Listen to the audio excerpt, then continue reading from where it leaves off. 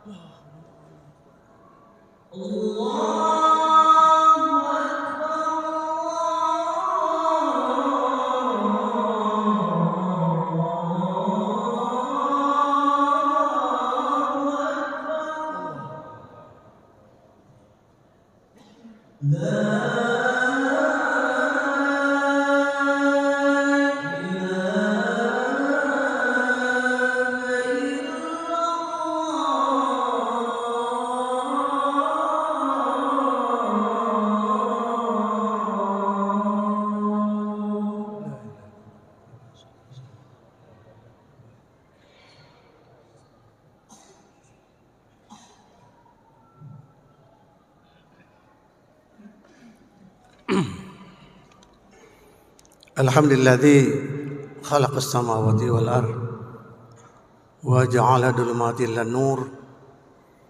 Asyhadu an la ilaha illallah wahdahu la syarikalah wa asyhadu anna Muhammadan abduhu wa rasuluh.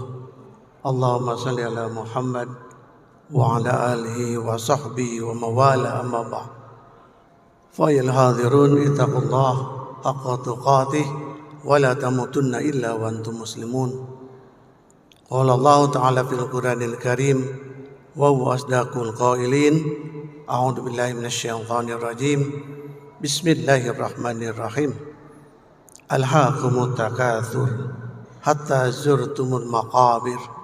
Kalla sawfa ta'lamun, thumma kalla sawfa ta'lamun. Kalla law ta'lamuna ilmal yaqin. Al-ayah. Hadirin jamaah Jumat yang Allah muliakan, pertama-tama marilah kita panjatkan puji dan syukur kehadirat Allah yang Maha Ghafur. Atas perkenannya lah pada siang ini kita dapat melaksanakan perintah Allah, yaitu salat Jumat berjamaah. Tak lupa salawat dan salam semoga Allah senantiasa melimpah ruahkan kepada Nabi Muhammad Sallallahu Alaihi Wasallam yang sudah membawa kita dari alam yang penuh kegelapan menuju alam yang penuh nur cahaya Allah. Hati berwasiat, marilah kita tingkatkan ketakwaan kita kepada Allah. Karena Allah sudah menjanjikan, inna akramakum indallahi atqakum. Sesungguhnya yang paling mulia di sisiku hanya mereka yang bertakwa. Bukan pejabat, bukan konglomerat, bukan artis, hanya inna akramakum indallahi atqakum. Tiap Jumat ke Jumat, khatib senantiasa berwasiat. Mudah-mudahan dari Jumat yang kemarin sampai Jumat yang sekarang, Allah senantiasa menjaga tingkat ketakwaan kita kepadanya. Amin ya rabbal alamin. Pada kesempatan ini saya akan menyampaikan sekaitan dengan euforia yang begitu luar biasa di tengah masyarakat kita, di mana kita sudah melesaikan sebuah pesta demokrasi, yaitu pemilihan para pejabat di lingkungan daerah. Di dalam Al-Quran Allah sudah menyampaikan, alhaakumut takatsur hatta zurtumul maqabir. Kalau kita baca dalam kitab Asbabun Nuzul, kenapa Allah menurunkan ayat ini? Pada saat itu, ini hadis diriwayatkan oleh Ibnu Abu Hatim, dikatakan oleh Ibnu Buraidah bahwa ada dua kafilah, di mana dua kafilah itu dari kafilah Ansor, yang keduanya selalu bermegah-megahan, selalu berbangga-bangga dengan kedudukan, berbangga-bangga dengan jabatan, berbangga-bangga dengan kekayaan. Dari situlah Allah menurunkan ayat ini. Kata Allah, alhaakumut takatsur. Berbangga-bangga, bermegah-megahan dengan kedudukan, dengan jabatan, dengan harta kekayaan. Di dalam tafsir Ibnu Katsir dijelaskan yang mengakibatkan kalian lalai, lupa ketaatan kalian kepadaku, kata Allah. Bukan berarti kita tidak boleh jadi pejabat, bukan. Tapi yang tidak boleh adalah dampak yang mengakibatkan lalainya kita menjalankan segala perintah Allah. Dalam tafsir Ibnu Katsir sudah ditegaskan ketaatan kita kepada Allah yang mengakibatkan dilarangnya kita berbangga-banggaan dengan kedudukan kita, dengan jabatan kita, dengan harta kekayaan kita.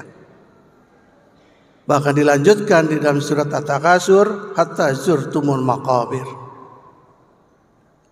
yang berakibat orang itu berbangga-bangga hingga dia lupa sampai dia masuk liang kubur. Diingatkan lagi oleh Allah, kalla. Sampai 3 kali Allah mengatakan kalla saufa ta'lamun. Sekali-kali tidak. Janganlah kalian berbangga-bangga. Kelak akan ketahui kalian apa akibatnya. Yang keempatnya dikatakan lagi Allah, summa kalla. Sekali-kali tidak. Bahkan yang ketiga kali, kalla lau ta'lamuna ilmal yaqin. Inilah peringatan yang Allah sampaikan kepada kita semuanya, bahwa kedudukan, jabatan, kekayaan sering mengakibatkan kita lupa, bahkan lalai terhadap perintah Allah. Maka dari itu Rasulullah sallallahu alaihi wasallam bersabda dalam hadisnya, qala Nabi sallallahu alaihi wasallam, sayati ala ummati zaman.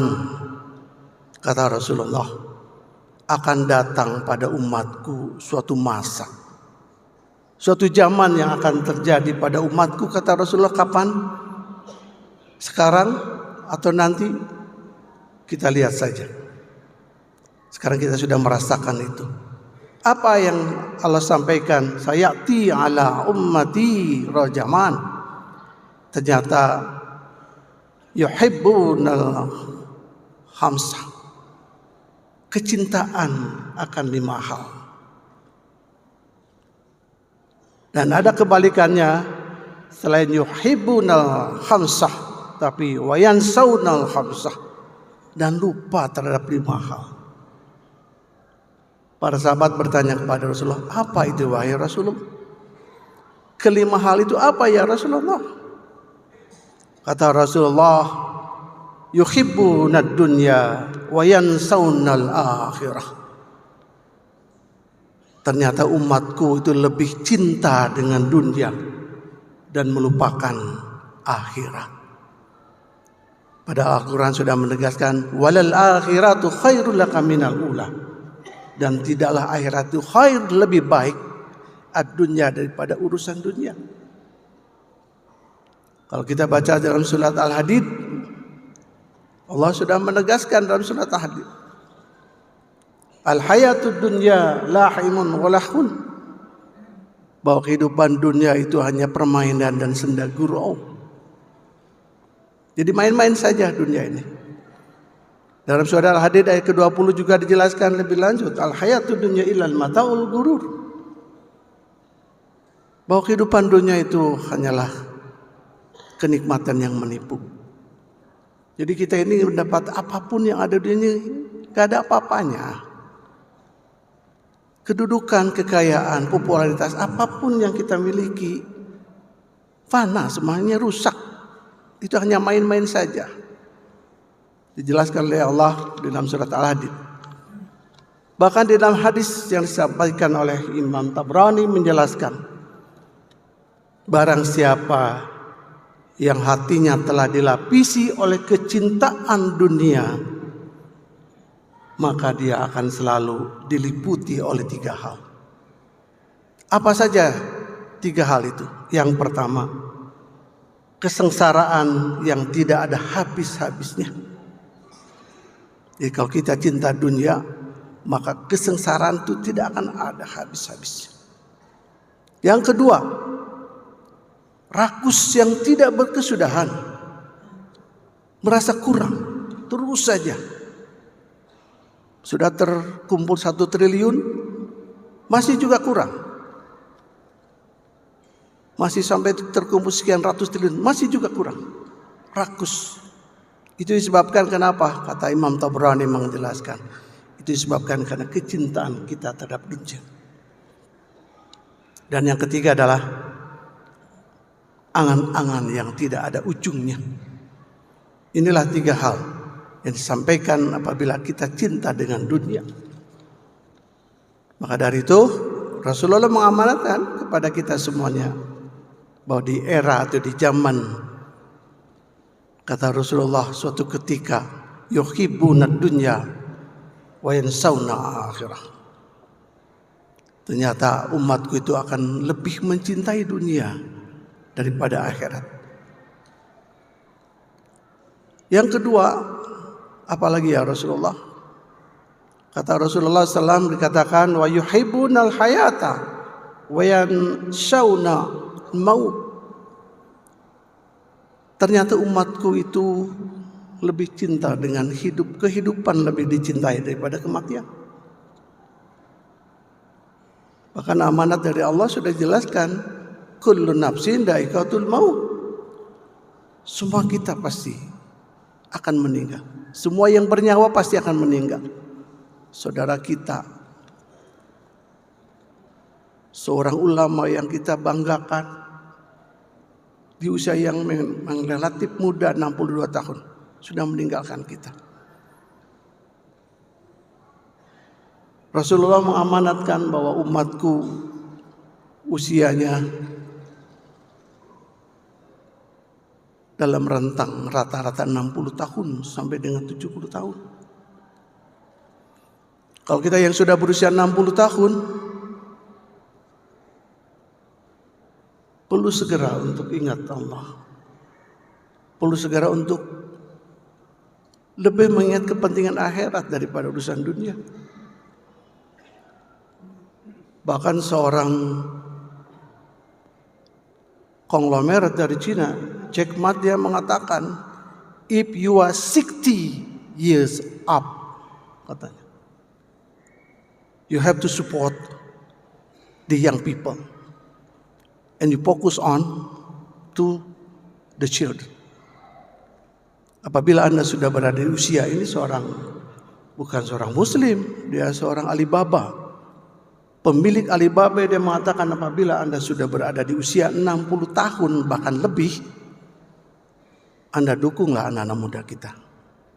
Jangan kita mengambil alih anak-anak muda kita yang sudah tua-tua itu. Bahkan uruslah cucu-cucumu. Ini bahasa seorang konglomerat yang luar biasa. Tapi bahasa Rasulullah, bahasa Allah dalam Al-Quran sudah jelas bahwa kita semuanya akan dihadapkan pada kematian. Kullu nafsin dha'iqatul maut. Dan yang ketiga kata Rasulullah, wa yuhibbunal kusura wa yansawnal kubura. Ternyata umatku suatu ketika di satu zaman itu akan lebih mencintai urusan rumah mewah, bahkan membuat suatu buah istana, daripada urusan kubur yang ukurannya hanya 2 kali 1 meter. Kenapa demikian? Pada kita semua tahu, apabila kita meninggal nanti, kita bisa baca dalam sebuah hadis dari Imam Muslim, Tirmidzi maupun Imam Nasai, dia mengatakan ada 3 hal yang akan mengiring kita ke alam kubur. Apa saja itu? Yang pertama adalah keluarga kita. Akan diiringi oleh keluarga kita. Semua berduyun-duyun. Bahkan sahabat-sahabat kita yang jauh nun di sana pun akan datang. Yang kedua apa? Harta kita. Ada yang pakai mobil mewah mengantarkan jenazah ke alam kubur. Dan yang ketiga adalah amal. Kata Imam Muslim, yang 2 itu akan meninggalkan kubur, tapi yang 1 yang akan menemani kita di alam kubur. Yang 2 itu apa? Keluarga dan kekayaan. Harta kita yang nanti akan diperebutkan oleh ahli waris. Yang kita semuanya tahu bahwa warisan itu adalah harta yang dikembalikan lagi kepada Allah. Maka dari itu dalam hal waris itu sudah diatur. Tidak dalam hadis, langsung Allah yang mengaturnya. Salat itu tidak diatur, hanya Al-Quran mengatakan aqimis salat, dirikanlah salat.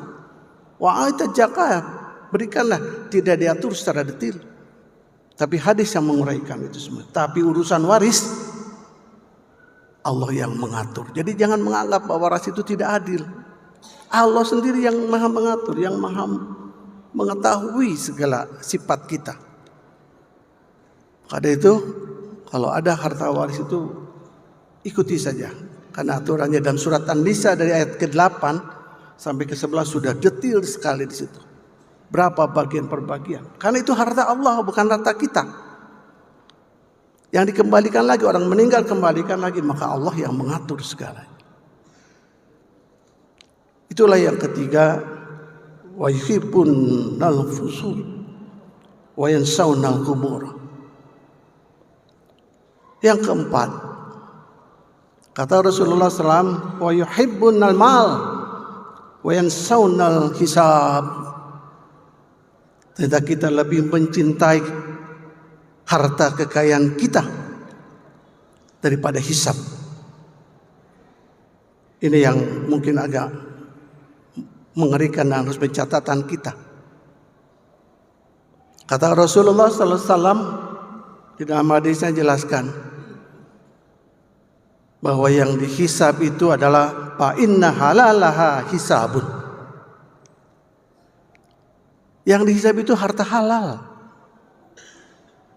Jadi harta yang didapatkan dari halal itu Allah hisab. Dari mana harta itu didapat dan dipergunakan untuk apa? Itu yang halal yang dihisab oleh Allah.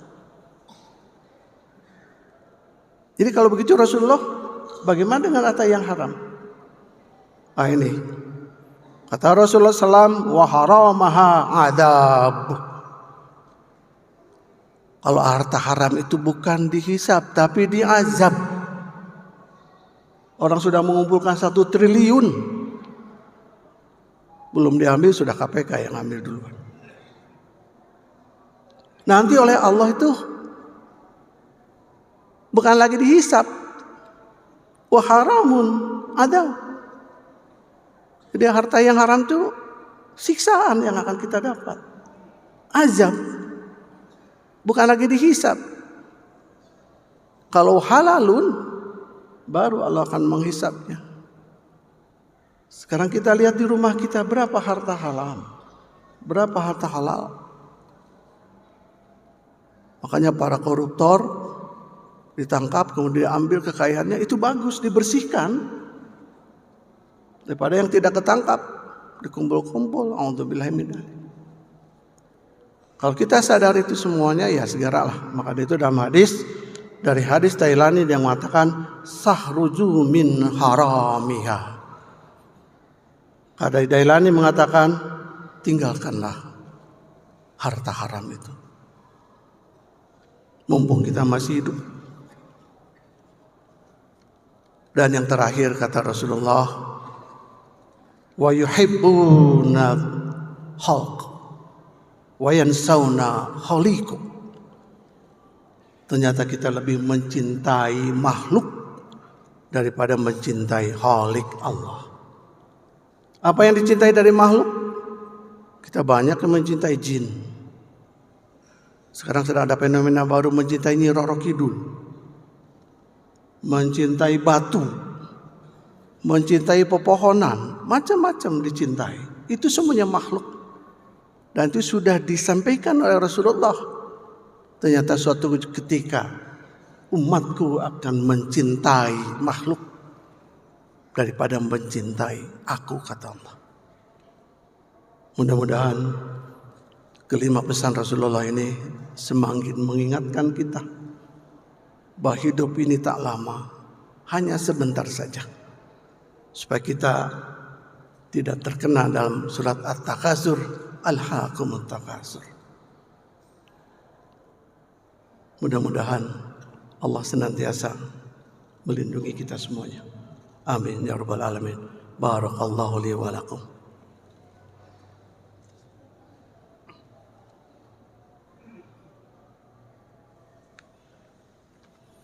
Alhamdulilladzi hadana li hada wa ma kunna linahtadiya laula an hadana Allah.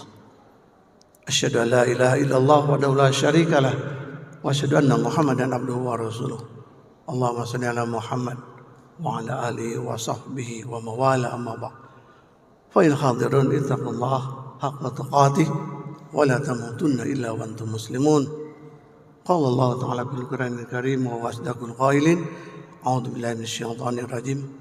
Ya ayyuhalladzina amanu taqullaha wa tandu nafsum ma qaddamat lighad wattaqullaha innallaha bihirum bima ta'malun. Pada khutbah yang kedua ini, mari kita mengevaluasi diri kita. Hidup yang tidak lama ini, apa yang harus kita perbuat? Jangan sampai dikategorikan oleh Allah termasuk pada alhaakumut takatsur hatta zurtumul maqabir. Mudah-mudahan Allah senantiasa membimbing kita menuju jalan yang benar berdasarkan petunjuk dari Allah dan Rasulullah SAW. Oleh karena itu, untuk mengakhiri khutbah ini, mari kita berdoa kepada Allah. Mudah-mudahan Allah senantiasa mengampuni segala dosa kita dan menerima segala amal kebaikan kita. A'udzubillahi minasyaitonir rajim. Bismillahirrahmanirrahim. Hamdan syakirin, hamdan na'imin, hamdan yu'afi ni'amahu wa yukafi majidah. Ya Rabbana lakal hamdu kama yanbaghi li jalali wajhikal karim wa 'azimi sultanik. Rabbana zalamna anfusana wa illam taghfir lana wa tarhamna lanakunanna minal khasirin. Allahumma arinal haqqa haqqa warzuqna tiba'ah wa arinal batila batila warzuqna tinabah. Allahumma innaka afuwun karim tuhibbul afwa fa'fu anna ya karim. Rabbana taqabbal minna innaka antas samiul alim wa tub 'alaina innaka antat tawwabur rahim.